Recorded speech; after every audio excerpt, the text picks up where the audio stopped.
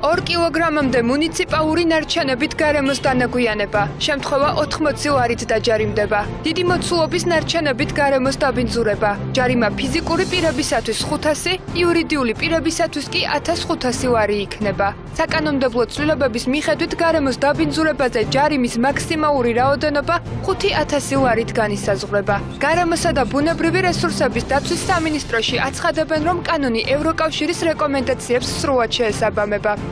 ჩართულია აღნიშნული ნარჩენების კოდექსის, ასე ვთქვათ, აღსრულებაში სხვა დაინტერესებული უწყება, ესენი გახლავთ გარემოს დაცვის სამინისტრო, ადგილობრივი თვითმმართველობის ორგანოები და ასევე შინაგან საქმეთა სამინისტროს შესაბამისი უფლებამოსილი პირები და ამავე კოდექსით ასევე დადგენილია სანქციები, რომელიც იმუშავებს ამ კანონით და ასე ვთქვათ, დადგენილი რეგულაციების დარღვევის შემთხვევაში.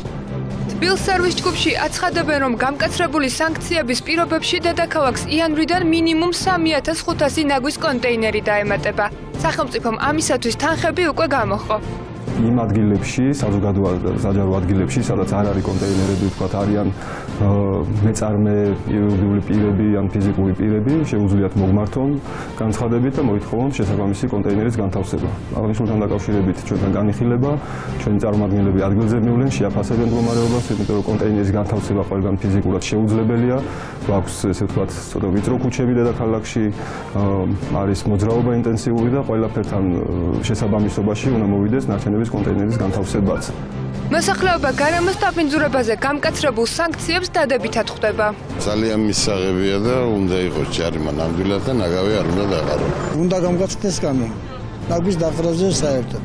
რო ქვეყანას დაემსგავსოს. ახალი რეგულაციები გარემოს დაბინძურებაზე 15 იანვრიდან ამოქმედდება.